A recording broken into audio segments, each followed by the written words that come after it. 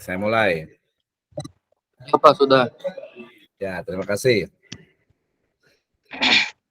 Bismillahirrahmanirrahim. Assalamualaikum warahmatullahi wabarakatuh. Waalaikumsalam warahmatullahi wabarakatuh. Warahmatullahi wabarakatuh. Alhamdulillahirabbil alamin wassalatu wassalamu ala asrafil anbiya'i wal mursalin habibana wa nabiyyana Muhammadin sallallahu alaihi wasallam wa ala alihi wa ashabihi wa man tabi'ahum bi ihsanin ila yaumiddin wa ba'd. Qala Allah ta'ala fi kitabihil karim a'udzu billahi minasyaitonir rajim. Bismillahirrahmanirrahim. Iqra bismi rabbikal ladzi khalaq khalaqal insana min 'alaq. Iqra wa rabbukal akram alladzi 'allama bil qalam 'allamal insana ma lam ya'lam. Wa qala Allahu azza wa jalla aidan nun wal qalami wa ma yasturun. Wa qala Rasulullah sallallahu alaihi wasallam fi riwayatin rawahul Ahmad wal Hakim uktub fa walladzi nafsi biyadihi ma kharaja minhu illa haq. Wa fi sahihul jami' qayyidul ilma bil kitab. Amma ba'd fa inna asdaqal hadits kitabullah wa khairal huda huda nabiyyu sallallahu alaihi wasallam. Alhamdulillah, syukur kepada Subhanahu wa taala yang telah memberikan kepada kita kenikmatan iman, Islam dan juga ihsan. Kemudian salawat dan salam sama-sama kita panjatkan kepada junjungan alam habibana wa nabiyyana wa sayyidana Muhammadin sallallahu alaihi wasallam, kepada seluruh ahlul baitnya, para sahabatnya, serta orang-orang yang senantiasa mengikuti jejak sunnahnya hingga akhir zaman. Saya ucapkan terima kasih kepada seluruh mahasiswa, peserta di pertemuan yang kedua mata kuliah ya menulis artikel jurnal ilmiah ya. Ini adalah pertemuan yang kedua dan insya Allah pertemuan ini kami rekam ya, record, sehingga kemudian nanti bisa diulang-ulang kembali untuk bagaimana caranya menulis artikel jurnal ilmiah ya, atau artikel ilmiah untuk dipublikasikan di jurnal ya. Saya menyebutnya dengan istilah step by step karena saya harapkan ya nanti bisa mengulang-ulang lagi video ini dan bisa memahami ya bagaimana cara, metode, teknik menulis artikel jurnal ilmiah atau artikel ilmiah untuk dipublikasikan di jurnal. Baik.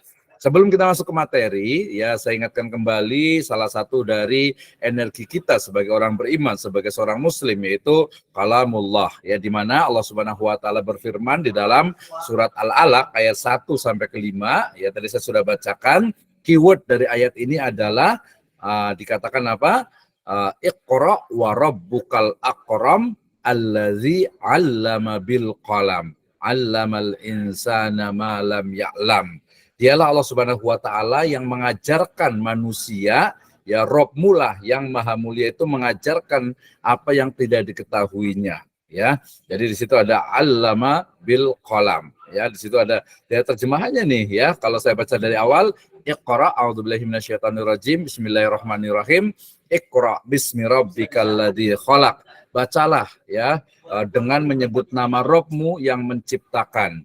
Khalaqal insana min 'alaq. Dia yang telah menciptakan manusia dari segumpal darah. Iqra, bacalah, wa rabbukal akram, dan Rabb-mu yang maha mulia. Alladzi 'allama bil qalam. Oh, 'allama bil qalam. Dia yang mengajarkan ya manusia apa yang tidak diketahuinya. Harusnya alladzi 'allama bil qalam. Dia mengajarkan melalui perantara qalam atau pena. 'Allamal insana ma lam ya'lam. Yang telah mengajarkan manusia ya segala sesuatu yang tidak diketahui oleh manusia. Ya, di situ ada juga di belakangnya terjemahnya malah yang mengajarkan manusia dengan pena. Al-Alaq ayat 1 sampai 5.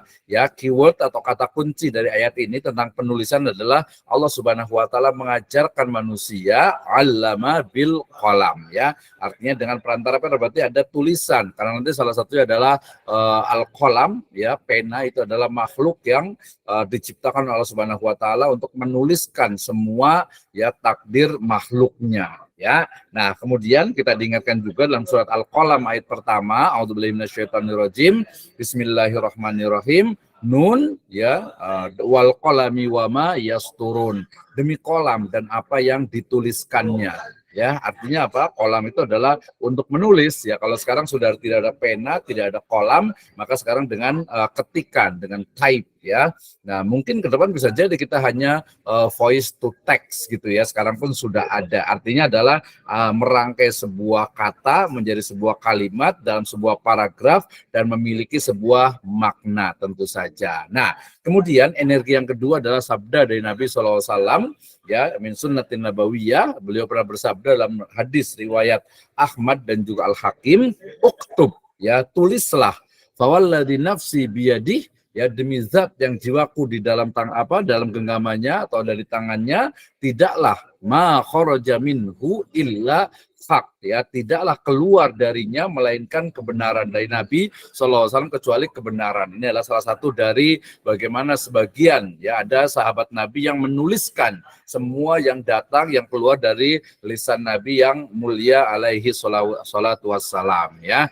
Nah, kemudian juga yang kita sudah bacakan dalam Shahihul Jami' disebutkan qayyidul ilma bil kitab, ya. Jagalah, ikatlah ilmu itu dengan menulis, sehingga ya kalau mata kuliah hari ini adalah menulis karya tulis ilmiah, sejatinya bukan mata kuliah yang baru, tetapi sudah ada sejak masa Nabi SAW, yaitu peradaban menulis. Baik, Ibu dan Bapak sekalian, kita lanjutkan materi hari ini. Kita akan belajar tentang takrif atau definisi dari artikel jurnal ilmiah, ya. Kemudian yang kedua, kita akan belajar tentang khosois, ya, karakteristik dari jurnal ilmiah.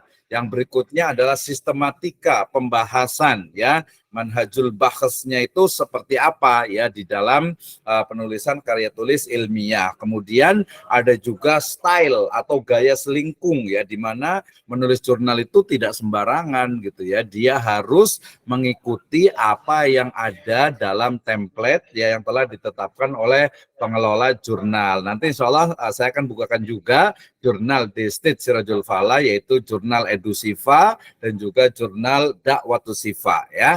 Nah, kemudian nanti kita bisa bicara juga tentang referensi. Ya, zaman sekarang referensi itu bukan lagi menggunakan manual, tetapi sudah menggunakan reference manager, ya, menggunakan Mendeley, menggunakan Zotero, menggunakan EndNote. Nah, itu bisa dilakukan. Termasuk juga yang tidak kalah penting itu adalah kelengkapan, ya, kelengkapan dalam sebuah tulisan karya tulis ilmiah. Oke, baik. Ibu dan Bapak sekalian, kita mulai dari awal, ya. Apa sih yang dimaksud dengan artikel jurnal ilmiah atau artikel ilmiah gitu, ya? Saya mengambil dari Kamus Besar Bahasa Indonesia, disebutkan bahwa yang namanya artikel, ya, itu adalah karya tulis lengkap di media massa seperti surat kabar, majalah, tabloid dan sebagainya. Ya, termasuk juga yang ada dalam, ya, media elektronik, ya, seperti internet, ya, di website dan lain sebagainya. Itu yang pertama, makna dari artikel, ya. Yang kedua, saya ambil juga dari Haris Sumadiria yang mendefinisikan bahwa yang namanya artikel itu adalah tulisan lepas berisi opini seseorang yang mengupas tuntas, ya, suatu masalah tertentu yang sifatnya aktual dan atau kontroversial dengan tujuan memberitahu, ya, informasi dan meyakinkan, persuasif argumentatif atau menghibur halayak pembaca, ya. Nanti sifatnya juga bisa rekreatif, ya. Jadi dia adalah sebuah opini, gagasan dari seorang penulis gitu, ya, dengan argumentasi yang ilmiah, alamiah dan juga ilahiyah, ya, yang digunakan untuk menguatkan atau memberikan semacam gambaran, teori, ide, gagasan gitu, ya, yang bermanfaat terutama untuk umat dan masyarakat, ya. Saya ambil dari Pariyati 2008. Berikutnya, berarti yang dimaksud dengan artikel jurnal ilmiah ini dari saya, ya, adalah tulisan atau karya tulis yang merupakan hasil pemikiran atau hasil penelitian yang berisi informasi aktual, ya, informasi aktual dan faktual tentu saja, dan menarik pembaca yang dimuat dalam media massa cetak khusus, ya. Dalam hal ini adalah jurnal. Baik, sebelum saya lanjutkan, apakah slide saya berjalan? Tidak, Pak? Tidak, Pak Dokter. Tidak ya? Iya. That's problem, I think, ya. Kadang-kadang suka seperti ini nih biasanya itu. Makanya saya tanyakan dulu ini ya. Nah, kalau seperti ini baru terlihat biasanya, ya. Kalau seperti ini biasanya terlihat. Sebentar, saya akan buat lagi, saya share lagi, tapi tidak full, ya. Kalau tidak full biasanya dia bisa berjalan, cuman memang agak sedikit lebih kecil, ya. Oke, seperti ini ya. Mudah-mudahan masih bisa terbaca, ya. Masih bisa terbaca.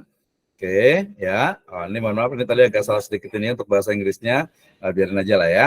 Baik, kita lanjutkan ya. Tadi sudah kita bicara tentang definisi artikel jurnal ilmiah. Artinya sebuah tulisan ya yang berisi opini, gagasan, ide dari seorang penulis yang memiliki sifat faktual berdasarkan fakta, menggunakan metode ilmiah, alamiah dan ilahiyah ya untuk menghasilkan sebuah ilmu pengetahuan. Ya, ini adalah definisi artikel jurnal ilmiah. Nah, setelah kita mengetahui ya dari definisi ini, maka yang paling penting adalah khasais, ya, karakteristik dari artikel jurnal ilmiah. Kita lihat ya. Jadi khasais atau karakteristik dari artikel jurnal ilmiah, ya, ini yang pertama adalah perspektif. Ya, perspektif itu artinya sudut pandang. Misalnya saya melihat sebuah meja, itu saya lihatnya itu dari bawah. Ya, maka itu adalah perspektif, ya, itu adalah perspektif, ya. Oke, sebentar, ya, sepertinya ini agak sedikit mengganggu iniannya ya. Saya off-kan saja sepertinya nih, ya. Saya off-kan saja supaya tidak mengganggu. Oke ya, mudah-mudahan bisa, sudah bisa nih. Oh, jadi bahasa Cina jadinya nih. Bahasa Indonesianya ada tidak ya? Kita try. Oh, tidak tersedia. Seperti ini saya inikan dulu nih. Ini dia. Baik, terima kasih Ibu dan Bapak sekalian, teman-teman semuanya. Kita lanjutkan ya. Ya, jadi kita sudah sampai kepada karakteristik dari ya jurnal ilmiah. Tadi yang pertama adalah bahwa sudut pandang atau perspektif dari jurnal ilmiah itu adalah khusus dari penulis. Ya, jadi seorang penulis itu dia betul-betul memahami ya tentang suatu masalah, kemudian dia mengungkapkan ide dan gagasannya dalam bentuk tulisan. Itu yang pertama. Yang kedua, bahwa jurnal itu adalah karya intelektual, ya, penulis dan pembaca harus memahaminya dengan pemikiran. Jadi dia bukan hanya buku tulisan yang populer ya, tetapi dia memang sifatnya itu ilmiah ya. Nanti kemarin kita sudah bicara tentang ilmiah, alamiah dan ilahiyah. Intinya adalah ya setiap ide dan gagasan itu didasarkan kepada argumentasi, dalil atau hujah gitu ya. Jadi tidak asal ngomong saja ya, tidak asal menulis tetapi ada dasarnya. Oke. Ya, yang ketiga adalah berisi ungkapan masalah dan memberikan problem solving ya. Artinya ada masalahnya kemudian diselesaikan ya. Beda kan kalau umpamanya tulisan populer ya sudah dia mungkin cerita tentang kehidupannya, cerita tentang mungkin pengalaman-pengalamannya gitu ya, atau ide gagasannya. Kadang masalahnya itu tidak begitu clear, tetapi kemudian penyelesaiannya juga solusinya itu kurang ya. Kenapa? Karena mungkin hanya sifatnya itu opini ya, bukan karya ilmiah ya. Jadi ungkapan masalahnya jelas, kemudian ada problem solvingnya. Nanti ini bisa dilihat dari bagaimana sebenarnya apa yang disebut dengan sistematika penulisannya ya. Oke, berikutnya merupakan gagasan baru ya, orisinal alias asli ya, bukan jiplakan atau plagiarism. Nah, ini penting ya. Jadi gagasan baru sebenarnya yang namanya baru itu ya bisa jadi sesuatu yang lama kemudian dia dikombinasikan menjadi sesuatu yang baru. Nah, itu bisa juga ya. Kalau yang orisinal ya, original asli itu harus ya. Plagiarism dalam artian itu kita mungkin ada yang mengcopy ya, copy paste gitu ya, mengcopy dari sumber lain kemudian kita ganti namanya, itu tidak boleh ya, seperti itu ya, itu melanggar dari etika penulisan ya. Dalam Islam juga sama, tidak boleh ya. Misalnya Imam Al-Qurtubi rahimahullah dalam kitab Jami' Ahkamul Quran, beliau pernah mengatakan, beliau menulis ya, mim barokatil ilmi idhofatul qaul ila qailiha ya. Salah satu dari keberkahan ilmu itu adalah apa? Menyandarkan ide, gagasan ya, teori kepada yang mengeluarkannya ya. Jadi enggak ini tulisan orang kemudian kita ganti ya, kemudian pakai nama kita, enggak boleh ya, itu tidak keberkahan, ilmunya tidak berkah. Atau mungkin juga ada satu halaman penuh gitu ya, kita copy ya tanpa menyebutkan referensinya, itu juga termasuk bukan dari keberkahan ilmu ya, bahkan termasuk mungkin mengambil ide gagasan orang lain, yaitu tidak diperbolehkan ya. Oke, kemudian yang berikutnya kalau plagiarism sekarang itu sudah bisa menggunakan Turnitin, checker plagiarism ya, sehingga apa yang kita tulis itu akan terlihat, oh ini punya orang, ini sumbernya dari jurnal ini, dari buku ini dan sebagainya, itu sudah sangat mudah terdeteksi gitu ya.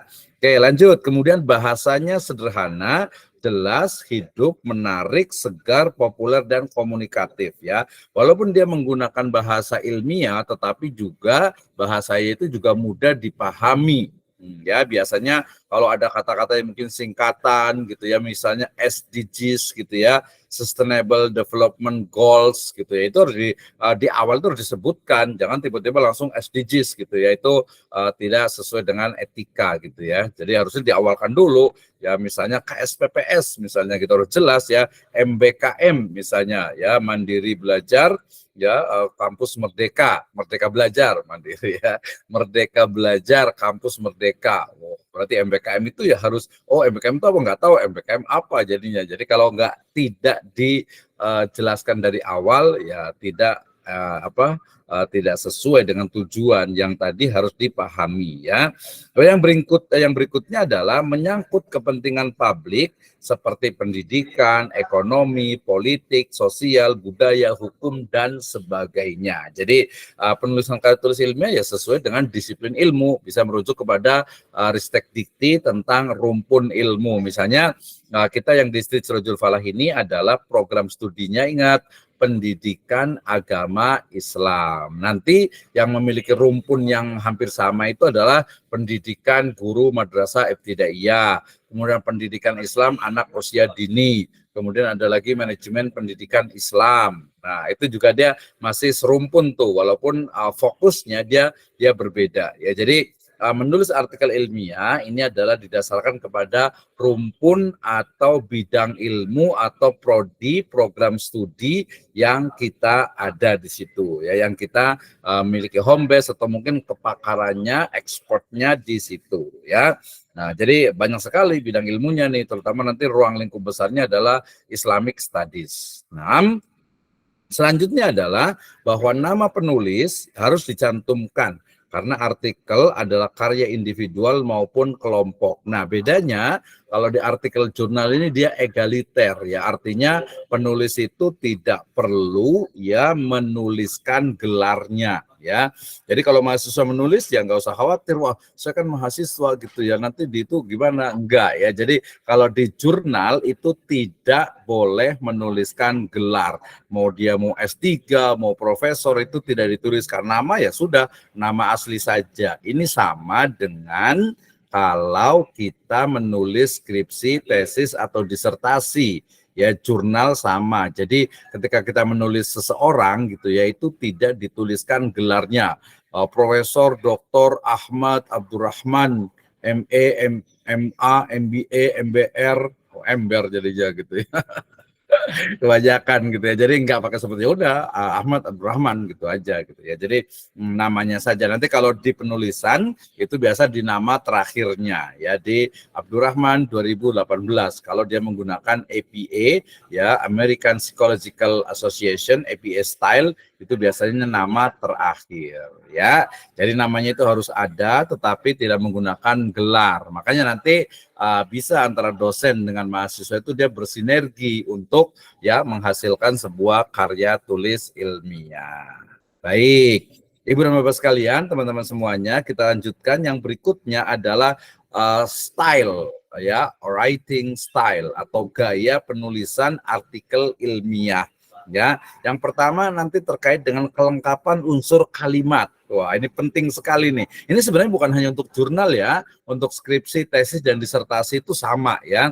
Jadi dia terdiri dari subjek, predikat, objek dan keterangan. Ingat ya waktu kita pernah belajar di SD, SMP, SMA ya, MI, MTS, Alia, SPOK ya, subjek, predikat, objek dan keterangan. Jadi nggak boleh tuh ya kata sambung itu ditaruh di depan.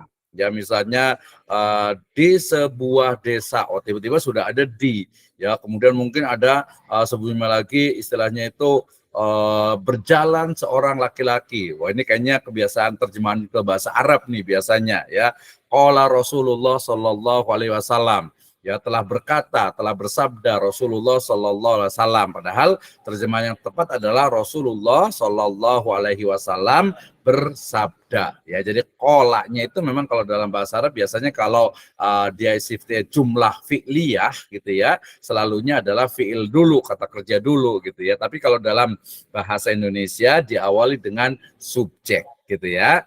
Subjek, kemudian baru predikat, kemudian objek dan juga keterangannya. Jadi nanti ingat ya, dalam awal atau di awal paragraf jangan menggunakan kata sambung atau kata kerja ya, menggunakan kata benda ya atau subjek ya, sifat masih bisa juga. Itu yang pertama tuh. Jadi harus sesuai dengan dulu itu EYD, ejaan yang disempurnakan, kemudian menjadi pedoman baku ejaan Indonesia, sekarang menjadi EYD lagi. Jadi masih ingat lagi nih, ejaan yang disempurnakan. Kita harus menggunakan bahasa Indonesia yang baik dan benar. Oke, yang kedua, paralelisme ya, artinya kalimat itu harus selaras. Ini perlu latihan gitu ya. Jadi harus ada keterpaduan antara satu paragraf dengan paragraf yang lainnya. Kayaknya kemarin yang sudah ujian proposal skripsi kayaknya dengan saya mungkin kelihatan gitu ya. Oh ini nggak padu nih, jadi acluk-aclukan sekurang Sunda mah gitu ya. Jadi ini ngomongin ke sini, paragraf pertama ngomongin ke kaki dul gitu ya, paragraf keduanya ke kaler gitu ya, jadi ngalor ngidul gitu ya. Jadi ini perlu latihan memang. Jadi dia harus runut ya, sebagaimana sistematika cara berpikir kita ya. Mungkin nanti ada yang nanya, kenapa sih Pak harus seperti itu? Iya, karena itu agar melatih kita untuk dapat berpikir secara sistematis. Nah, itu ya. Jadi jangan lupa nih, harus paralel, harus berkesinambungan, harus sistematis, harus berurutan tulisan itu. Jadi jangan hanya istilahnya itu asal nulis aja, apalagi kalau ngopi dari orang gitu ya, biasanya sering nggak nyambung. Saya pernah bantu ya ngedit satu disertasi di Riau sana ya, itu ya di satu universitas negeri Islam di sana itu aduh acak aduk gitu ya. Jadi tulisan paragraf di sini ini sudah ada di sini, yang di sini sudah ada di sini, itu saya sampai jam 2 malam itu untuk mengeditnya gitu ya, untuk menjadi minimal ya ada kata-kata itu bisa runut ya. Jadi bahasa itu adalah paragrafnya itu padu. Wah, itu penting tuh ya. Oke, berikutnya ya menghindari bahasa kiasan. Ya kalau menggunakan bahasa kiasan, hyperbola gitu ya, sebaiknya juga diberikan maknanya ya di dalam kurung atau mungkin ada footnote-nya, endnote-nya, ada keterangannya. Jadi tidak asal gitu ya, tidak bahasa itu mungkin berbunga-bunga gitu ya, padahal maksudnya itu kalau di artikel ilmiah itu seharusnya yang memang bisa dipahami ya. Jadi dia tidak multitafsir. Kalau sastra mungkin iya gitu ya, tapi kalau ini ya tidak, dia tidak multitafsir. 6. Mas Tamir, yang berikutnya adalah juga menghindari kalimat yang terlalu kompleks ya. Artinya kalimat yang tadi multitafsir sehingga orang itu mungkin bingung untuk menjelaskannya, apalagi nanti di judulnya. Jadi gunakan kalimat yang lugas. Jadi nanti perlu latihan nih. Makanya di mata kuliah ini semua mahasiswa wajib ya untuk belajar menulis. Kalau udah bilang, Pak, aduh saya nggak bisa, Pak. Makanya belajar ya. Kalau udah bisa ya udah langsung saya kasih nilai saja gitu. Seperti kemarin saya bilang ya, kalau sudah ada yang bisa menulis artikel jurnal, kemudian bisa dipublikasikan, ya itu ya udahlah, nggak usah kuliah lagi gitu ya. Maksudnya nggak usah mata kuliah ini langsung saya kasih nilai saja lah gitu ya. Nah seperti itu ya. Jadi belajar karena ini adalah tempat kita untuk belajar. Berikutnya adalah menghindari kalimat penunjuk diri ya. Aku, saya gitu ya, karena dia sifatnya memang apa ya, ilmiah gitu. Jadi nggak subjektifnya, subjektif bukan saya gitu, menurut saya gitu, nggak seperti itu. Tapi mungkin nanti berdasarkan ya pemahaman atau definisi yang telah disebutkan sebelumnya, maka dapat disimpulkan bahwa tidak menggunakan saya atau aku gitu ya. Jadi nggak menggunakan itu gitu ya.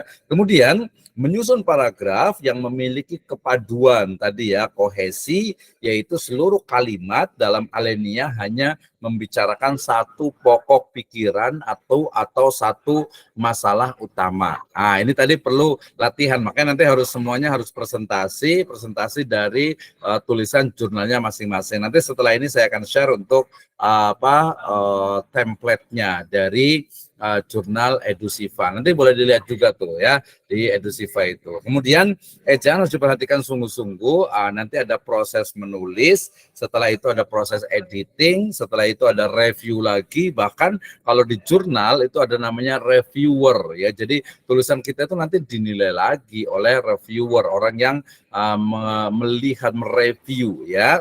Oke, itu adalah gaya penulisan artikel jurnal ilmiah. Berikutnya, Ibu dan Bapak sekalian, teman-teman semuanya, yaitu sistematika artikel jurnal ilmiah. Ini masih teori, tapi nanti kita akan tunjukkan contoh artikel jurnalnya. Ya, baik. Sistematika penulisan atau sistematika artikel jurnal ilmiah seperti dilihat di screen ya Ibu dan Bapak sekalian, teman-teman semuanya. Ya, kita lihat mulai dari tadi ada namanya judul artikel, pastilah ya. Yang namanya judul artikel, namanya artikel ya pasti ada judulnya gitu ya. Nah, judul artikel ini biasanya ada syaratnya antara 12 sampai 20 kata ya. Jadi ada judulnya. Judulnya ini ya dibiasakan jangan menggunakan kalau yang ini istilahnya itu jangan menggunakan kata-kata tadi yang mungkin kurang dipahami ya, analisis gitu ya. Kalau dalam otomatis sudah ada analisisnya atau konsep gitu ya. Nah, sebaiknya dia langsung spesifik ya, 12 sampai 20 kata gitu ya. Kemudian setelah ada judul otomatis ada nama penulisnya. Ya, nanti kita akan lihat contohnya ya. Setelah judul nama penulis ya, nama penulis ini biasa ditambahkan dengan afiliasi ya, bisa kampus, bisa tempat bekerja ya, afiliasi gitu ya, dan nanti baru ke yaitu bagian dari emailnya. Jadi harus ditulis email, judul, kemudian penulis, kemudian lembaga, afiliasi lembaga, kemudian emailnya. Setelah itu baru abstrak ya. Abstrak itu adalah ringkasan dari penulisan ya, dari tulisan kita ya, ringkasan. Makanya dia antara 150, 200 atau 250 kata ya. Jadi hanya 250 kata tuh ya di abstrak ini. Nah, di abstrak itu biasa nanti di bawahnya itu ada keyword atau kata kunci. Nah, kata kunci ini antara 3 sampai 5 kata gitu ya, 3 sampai 5 kata, dan itu adalah kata benda dan juga kata sifat ya, benda atau sifat gitu ya, bukan kata kerja gitu ya. Nah, kemudian setelah itu baru pembahasan. Ya, di pembahasan ini kita mulai dari introduction ya, atau mukodimah atau background ya, latar belakang atau pendahuluan. Ya, biasanya yang paling banyak itu adalah latar belakang masalah atau background ya. Nah, di background ini berarti nanti akan dibahas tentang kenapa ya pembahasan ini penting. Jangan sampai biasanya kalau penulis-penulis baru itu sama nih di skripsi juga sama ya, di tesis, disertasi juga sama. Jangan sampai ketika kita menulis latar belakang masalah, masalahnya itu udah selesai. Itu ya. Jadi jangan sampai nih orang bahas tentang ini latar belakang udah selesai gitu, belum ya. Jadi ibaratnya filosofinya itu adalah latar belakang itu seperti apa ya, angkot gitu ya. Misalnya angkot nih, angkot itu misalnya saya dari rumah gitu ya mau ke kota Bogor. Nah maka saya naik angkot. Nah angkot itu mengantarkan saya ke kota Bogor. Setelah sampai ya angkotnya balik lagi gitu ya, nggak sampai ke ngubek-ngubek kota Bogor, tidak gitu ya. Jadi hanya sesuai dengan trayeknya. Nah, latar belakang masalah, background ya itu juga atau introduction itu juga sama, mengantarkan kepada pembaca tentang adanya permasalahan yang teridentifikasi dari apa yang ada di masyarakat atau dalam bidang tertentu. Ya, kemudian di pembahasan ini ada hasil pembahasan, ya ada data. Sebelumnya sebenarnya ada metodologi, ada metode yang digunakan. Nah, ini yang paling penting nih kalau di metode. Tapi mudahnya adalah kalau di jurnal itu lebih simple, tidak seperti di skripsi. Nah, apalagi ya ini kan semester 8 ini harapannya adalah artikel jurnal ilmiah yang dihasilkan itu adalah dari skripsi yang sedang atau sudah disusun ya. Jadi sangat mudah sekali, SMS gitu ya. Oke ya, ada metodologi, ada hasil dan analisis ya atau dan pembahasan. Kemudian kesimpulan, jangan lupa sama seperti di skripsi, tesis dan juga disertasi bahwa kesimpulan itu selalu sama dengan apa? Perumusan masalah atau pertanyaan penelitian atau rumusan masalah. Kalau di jurnal enaknya ya dia tidak perlu di 1, 2, bahkan di jurnal itu hanya 1 masalah saja itu sudah cukup, berarti kesimpulannya atau simpulannya adalah juga 1, plus nanti kalau mau ditambah saran itu boleh juga ya, saran dan rekomendasi. Setelah itu baru daftar pustaka ya. Daftar pustaka nanti mengikuti template, mengikuti ya pedoman penulisan. Kalau di skripsi ya misalnya ya berarti di Sirajul Falah mengikuti panduan atau pedoman penulisan skripsi Stit Sirajul Falah Bogor ya. Kalau nanti yang ada jurnal ini maka mengikuti jurnal yang ada di Edusiva, Journal of Islamic Education ya. Udah selesai seperti itu gitu ya. Jadi itu adalah sistematika penulisan artikel jurnal ilmiah. Judul, wah saya detailkan lagi deh ya sebelum nanti saya kasih contohnya. Jadi judul atau title ya itu adalah judul yang baik itu secara cepat mengetahui ruang lingkup kajian, objek formal, objek material, dan masalah yang diangkat dalam penulisan.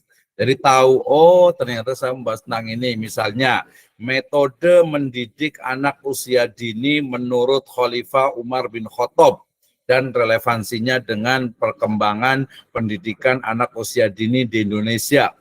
Kan udah jelas tuh. Oh berarti masalahnya adalah bagaimana nih Khalifah Umar bin Khattab mengajarkan anak usia dini, ada nggak ya? Ya carilah gitu ya. Kemudian ada nggak relevansinya dengan yang ada di PAUD itu sekarang? Dicari juga gitu ya. Atau mungkin pengaruh puasa Senin Kemis terhadap hasil belajar siswa di MTS Sirajul Atfal Bogor. Kan berarti ada nggak ya anak yang rajin puasa Senin Kemis itu dia hasil belajarnya itu bagus, nilainya itu bagus misalnya. Perlu diteliti itu gitu ya. Jadi menggunakan kuantitatif atau mungkin hubungan antara model pendidikan orang tua di rumah dengan pendidikan pesantren terhadap misalnya perilaku atau akhlak siswa. Gitu ya. Itu kan udah jelas tuh. Nanti boleh bertanya, tenang aja, nanti saya kasih waktunya ya. Kemudian tadi jelas dan fokus pada pembahasan utama, artinya enaknya ya kalau artikel jurnal itu dia spesifik betul-betul gitu ya, betul-betul spesifik sehingga satu masalah pun no problem ya, no hal, tidak ada masalah gitu ya. Jadi fokus kepada pembahasan, jadi nggak ngalor ngidul, enggak, enaknya itu gitu ya. Kalau skripsi kan kadang masih acak-acakan gitu ya. Kalau jurnal enaknya itu satu, makanya satu jurnal bisa jadi ya satu skripsi bisa jadi 2 jurnal, satu tesis bisa jadi 2 atau 3 jurnal, satu disertasi itu bisa jadi 3 atau 4 jurnal gitu ya, karena memang pembahasan itu spesifik ya. Kemudian ya usahakan juga judul itu menarik dan menggugah pembaca ya, mungkin agak sedikit provokatif, maksudnya itu biar orang merasa ini tentang apa sih pembahasannya, kok unik gitu kan, ada unik gitu. Misalnya kita ingin mencari ya tentang, ini agak sedikit ke ilmu sosial ya, misalnya fenomena mahasiswi yang dia itu kan dari sisi pakaian, ada yang pakai hijab ya, hijab itu ada yang pakai rok, ada yang pakai celana jeans mungkin gitu ya. Kalau di kampus Islam nggak boleh ya, kampus di kampusnya biasanya nggak ada, tapi di kampus umum biasanya dia pakai hijab, atasnya bawahnya pakai celana jeans misalnya. Nah gitu, apa nih judul yang bikin orang itu penasaran gitu ya. Itu bisa dipilih tuh gitu, temanya itu ya. Kemudian jangan terlalu panjang, makanya tadi antara 12 sampai 20 kata ya untuk judulnya. Jadi enggak, misalnya tadi ya, pengaruh puasa Senin Kemis terhadap ya hasil belajar siswa MTS. Itu dia paling cuman 15 gitu ya. Cuma 15, jadi 20 itu udah terlalu panjang, kepanjangan gitu ya. Jadi 12 sampai 20 istilahnya itu kata ya. Bahkan ada yang lebih pendek lagi, misalnya saya pernah bantu seorang teman di UIN Jakarta, itu judulnya itu adalah tentang pemberdayaan UMKM, tetapi dia lebih spesifik tentang bagaimana reaktualisasi ya tentang kaedah al-masyaqqah tajlib taisir gitu. Jadi tadi judul utamanya adalah reaktualisasi qawaid al-fiqhiyah. Baru dia titik 2, implementasi di UMKM Kabupaten Bogor gitu. Misalnya seperti itu. Ya, atau mungkin juga bisa menyebut dengan fikih pemberdayaan. Ya, saya juga pernah membuat di artikel di Scopus juga diterbitkan, itu adalah pembelajaran fikih anti korupsi misalnya gitu ya, atau pengembangan kurikulum pendidikan agama Islam berbasis fikih anti korupsi. Ya kan, jadi bagaimana pembelajaran mata kuliah misalnya anti korupsi itu kemudian didasarkan kepada fikih anti korupsi dan masuk juga dimasukkan ke dalam kurikulum pendidikan agama Islam atau PAI ya gitu ya. Nah, bisa ditulis setelah selesai pembahasan. Jadi judul ini ya kita fleksibel, bisa aja judul itu berubah, sama juga seperti menulis skripsi, tesis dan disertasi ya. Jadi nulis dulu aja, kalau judul ya pasti bisa berubah, bahkan ketika sudah ujian pun judulnya bisa berubah. Ya, yang paling penting itu adalah temanya. Ya, judul bisa berubah bahkan ketika sudah ujian. Oke. Ibu Bapak sekalian, kita lanjutkan ya. Kemudian setelah judul, berikutnya tadi adalah abstrak. Nah, ini penting juga nih. Ya, kalau penulis, institusi dan email itu kan gampang ya. Tadi nama penulis tidak ditulis dengan gelarnya, kemudian lembaga itu tempat beraktivitas, ataupun nanti ada alamat korespondensi untuk emailnya. Jadi emailnya itu email yang aktif ya, kalau ketika nanti submit di jurnal. Kemudian letakkan email itu sebagai media komunikasi, kemudian juga nama penulis, lembaga, email gitu ya. Email itu juga boleh diletakkan di footnote, mengikut kepada template atau gaya selingkung dari jurnal masing-masing ya. Nah, ini abstrak nih, Bapak sekalian, teman-teman semuanya, penting nih ya. Jadi masih ada nih beberapa mahasiswa tuh yang masih belum paham tentang cara membuat abstrak. Saya sempat di YouTube saya membuat sebuah video pendek juga tentang tips membuat abstrak ya. Jadi kata kuncinya, keywordnya, kemudian juga elemen-elemen atau unsur-unsur ya, bagian-bagian yang harus ada di abstrak ya. Abstrak itu adalah intisari ya. Intisari atau ikhtisar, ya intisari ringkasan ya dari artikel yang menginformasikan. Nah, berarti di abstrak itu harus ada latar belakang, rumusan ya, kemudian metode, kemudian hasil penelitian dan kesimpulan, ya. Minimal seperti itu, ya. Ada juga kalau deskripsi juga ada beberapa kampus yang dia langsung fokus kepada tujuan. Ya, jadi penelitian ini bertujuan untuk menganalisis mengenai pendidikan anak usia dini di dalam Islam, gitu ya. Ya, kemudian metode yang digunakan adalah kualitatif, normatif, misalnya kajian pustaka, gitu ya. Kemudian hasil penelitiannya adalah bahwa pendidikan agama Islam, ya, atau pendidikan anak usia dini dalam Islam adalah seperti ini. Ya, udah. Ya, jadi dia bisa langsung ke tujuan, metode, kemudian hasil, atau yang lebih lengkapnya itu adalah latar belakang. Jadi kalau saya bayangkan latar belakang itu adalah 3 baris, kemudian rumusan itu 1 sampai 2 baris, kemudian metode itu 2 sampai 3 baris, kemudian hasil penelitian itu paling banyak itu 3 sampai 4 baris, ya, kemudian ya kesimpulan 2 baris, udah gitu ya. Jadi tidak lebih dari 250 kata untuk abstrak gitu ya. Biasanya ditulis dengan spasi 1, ya. Itu adalah abstrak, ya. Jadi antara 200 sampai 250 kata, ya. Nanti biasanya ada yang diterjemahkan pakai bahasa Inggris, ya. Kalau deskripsi saya itu biasanya 1 bahasa Inggris, 1 bahasa Indonesia, 1 bahasa Arab, ya. Nah, kata kunci, ya, itu antara 3 sampai 5 atau ya 6 masih boleh lah, udah 1, ya. Jadi 3 sampai 6 yang merupakan kata benda atau kata sifat yang menjadi keyword, kata kunci dari tulisan. Ya, nanti kalau dalam dunia digital itu kata kunci itu akan menjadi ya kunci lah, ya, untuk ketika kita mau nyari tentang piaud, ya, cari tentang misalnya akidah akhlak, cari tentang Al-Quran hadis, fikih, sejarah peradaban Islam, metode belajar, pendekatan belajar, semuanya ada di keywordnya. Oke, setelah abstrak, kemudian berikutnya adalah sistematika pembahasan tadi, ya. Jadi ini yang harus dipahami nih, ya. Saya besarkan sedikit karena tadi jangan sampai nanti seperti tadi udah jalan nggak jalan lagi slide-nya gitu, ya. Oke, kita lihat di sini, ya, sistematika pembahasan dalam artikel jurnal ilmiah. Yang pertama adalah introduction, pendahuluan, ya. Jadi dari mulai pendahuluan, ya, kemudian materi inti, ya, jadi pembahasan utamanya, kemudian metode, kemudian hasil penelitiannya, kemudian analisis atau pembahasan, ya, kemudian penutup, simpulan, dan saran. Plus nanti ada daftar pustaka. Gampang kan? Ya, jadi gampang banget nih, ya. Jadi sistematika pembahasan kalau kita boleh ringkas lagi berarti pembukaan, ya, pendahuluan. Ya, introduction, pendahuluan, kemudian metode yang digunakan, kemudian hasil penelitian, kemudian analisis hasil penelitian, kemudian simpulan, ya, daftar pustaka, udah. Nah, itu seperti itu, ya. Kita lihat satu-satu, tenang saja, ya. Jadi apa yang dimaksud dengan pendahuluan, latar belakang, introduction atau background, ya.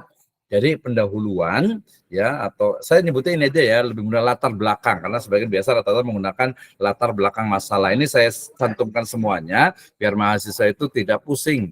Ada yang pakai introduction, ada yang pakai pendahuluan, ada yang pakai latar belakang, ada yang pakai mungkin muqaddimah gitu, ya.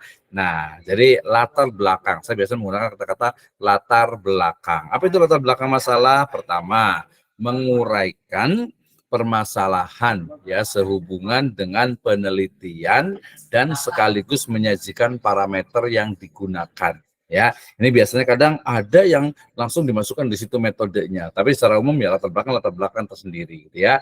Jadi di latar belakang itu dia menguraikan tentang ya permasalahan yang ada yang akan dibahas, gitu, ya. Permasalahan yang ada yang akan dibahas, ya. Misalnya sekarang ini tentang kita ingin tahu tentang kayak gimana sih sebenarnya pembelajaran, ya, pembelajaran akhlak di era digital, ya, misalnya menggunakan media animasi misalnya, gitu kan, ya. Nah, kayak gimana nih kira-kira nih, ya apakah anak-anak itu senang atau tidak sih, atau mungkin style animasi itu kayak gimana sih yang anak-anak itu senang, seperti itu ya. Jadi di sini juga di latar belakang itu juga boleh menonjolkan misalnya aspek kontroversial agar menarik, artinya ada yang setuju, ada yang tidak setuju, ya, ada yang mungkin menolaknya, ada mungkin yang istilahnya itu berseberangan lah, pokoknya ada di situ diskusi lah gitu ya. Itu boleh diletakkan di latar belakang masalah ya. Argumentasi kita tentang suatu masalah harus diselesaikan. Jadi nggak ngambang gitu ya, namanya juga jurnal, jadi nggak ngambang, jadi nggak kayak film gitu ngegantung, atau mungkin kayak film kayak apa namanya novel gitu ya, atau mungkin kayak cerita rakyat biasanya happy ending ya, forever gitu ya. Kalau mungkin cerpen biasa kadang cerita itu gantung gitu ya, misalnya cerita tentang apa tuh yang lagi viral sekarang ya, yang lagi viral itu apa ya. Banyak lah film-film itu ya, yang baru nanti mau 2024 tuh ya, ada film tentang kemarin saya lihat short movie, film pendek itu tentang ini, tentang siksa kubur gitu ya, tentang siksa kubur gitu ya. Itu aduh, kayaknya kalau beneran itu sangat kasihan sekali. Kenapa? Karena ceritanya itu ada seorang pembunuh bayaran, kemudian dia meninggal. Nah, ketika meninggal, kemudian pembunuh bayaran itu meninggal, dimasukkan ke peti. Nah, ketika sudah di peti mau dikubur, ternyata apa? Anaknya yang laki-laki masih kecil itu masuk ke peti itu, gitu ya. Dan orang nggak ada yang tahu, gitu ya. Nah, ketika nggak ada yang tahu, akhirnya apa? Anak kecil itu akhirnya ikut ke bawah ke kuburan, ke kubur, gitu ya. Masya Allah, ini kayaknya, kayak nggak mungkin banget ya. Kayaknya kalau sampai seperti itu kejadiannya, aduh sangat ngeri sekali gitu ya. Tapi karena ini film gitu ya, makanya ngegantung. Ujungnya seperti apa, nggak tahu gitu ya. Karena namanya juga film gitu. Kalau jurnal enggak, beda. Dia harus clear. Ya, sampai kepada misalnya ujungnya adalah bukan happy ending ya, tapi ada kesimpulan yang bisa diambil ya. Makanya isinya itu bisa berupa kritik ya. Kritiknya jangan terlalu pedas lah ya, gitu ya, kritiknya tuh ya. Nah, bisa pula merupakan penjabaran lebih lanjut dari judul artikel ilmiah yang kita tulis gitu. Jadi ada ya paling rendahnya itu adalah deskriptif. Ya, kalau S1 ya masih lah, agak boleh lah ya untuk deskriptif. Tapi ada juga di sana ada unsur analisisnya. Kalau S2 dia sudah development, sudah pengembangan atau mengembangkan ya, mengembangkan ide dan gagasan ya. Kalau S3 dia sudah ke inovasi ya, atau novelty. Jadi masing-masing punya level KKNI tersendiri. Ini pendahuluan ya. Yang berikutnya adalah pembahasan utama. Ini ya, jadi mulai dari deskripsi, analisis kritis, baru ke kesimpulan. Makanya di situ ada deskripsinya, kupasan, uraian. Jadi bagaimana menguraikan permasalahan yang ada, ya, kemudian nanti dianalisis. Analisisnya biasa menggunakan teori, ya, bisa dengan argumentasi ataupun juga komparasi. Ya, keputusan dan juga nanti kepada pendirian sikap penulis terkait dengan topik. Nah, ini tadi kenapa disebut subjektif, karena ya memang istilahnya itu apa ya, jadi itu adalah ide gagasan dari penulis gitu ya. Jadi penulis juga harus memiliki argumentasi, jadi tidak hanya ngambang gitu ya, walaupun orang ini nggak setuju, ya nggak apa-apa, yang penting dia punya argumentasi, ada simpulannya gitu ya. Oke, lanjut, ini adalah pembahasan utamanya. Yang berikutnya adalah metode penelitian. Wah, ini makanya nih Ibu Bapak sekalian, teman-teman semua, saya yakin kan semuanya sudah belajar nih metode penelitian. Ya, otomatis tahu. Ini yang lebih tepat, ini ada disebut dengan apa?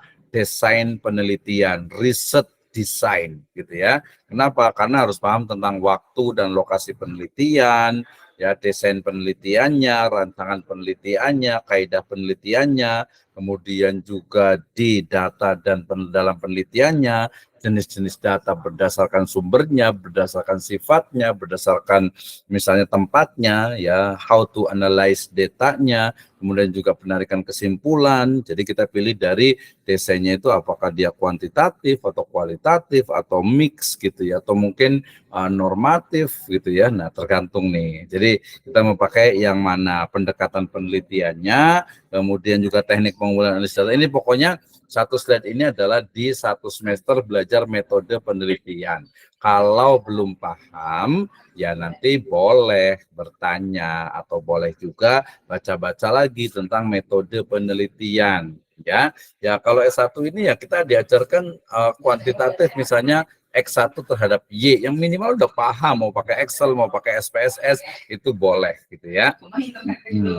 Kalau kualitatif, nanti lebih banyak sebenarnya. Hasil penelitian, jadi uraian argumentatif berdasarkan teori yang digunakan dalam rangka pengujian hipotesis. Ingat ya, hipotesis itu untuk analisis yang menggunakan kuantitatif data. Asumsi pengkajian diterapkan dalam perumusan masalah gitu ya. Kalau kualitatif dia tidak menggunakan hipotesa, biasanya kadang menyebutnya itu dengan preposisi ya biasanya ya. Kemudian deskripsi hasil penelitian disajikan secara naratif, kualitatif dan juga statistik. Nanti statistiknya berarti bukan hanya statistik deskriptif tapi sudah ke statistik inferensial gitu ya. Dan hasil penelitian disajikan dalam bagian materi inti yang merupakan hasil penelitian. Setelah kita ketahui hasil penelitiannya, tahap berikutnya adalah analisis pembahasan hasil penelitian. Jadi sudah ketemu, oh ini nih ternyata hasil dari statistiknya, hasil dari SPSS-nya adalah ini deskriptifnya. Kemudian how to analyze, ya bagaimana menganalisisnya. Ya, penulis mendiskusikan pertanyaan-pertanyaan penelitian dan menunjukkan bagaimana temuan-temuan tersebut diperoleh ya. Nah, temuan itu dapat diinterpretasikan dengan struktur pengetahuan yang mapan sehingga dapat dimunculkan teori dan new paradigm ya, paradigma baru. Ya, ada nilai novelty terutama nanti di ya level PhD, doktoral dan juga master atau di magister ya. Kalau umpamanya di S1 degree sarjana ini ada nilai novelty, itu akan sangat bagus. Itu kebaruan dari hasil penelitian khususnya di level master dan doktoral ya. Jadi kuliah ini ya S1 ya insya Allah gampang lah, nggak ada yang susah gitu ya. S2 S3 juga gampang kalau kita memang mau serius dan juga fokus gitu ya. Nilai novelty-nya juga kalau kita sering baca, banyak diskusi dan sebagainya, itu juga akan mudah dengan ditemukan. Baik, analisis dan pembahasan, kemudian simpulan atau conclusion ya. Conclusion ini adalah ciri-cirinya, di abstraksi, ringkasan, implikasi, ada implikasinya, pernyataan general, kemudian deduksi dan juga interpretasi ya. Jadi subjective interpretation. Nah, itu ya.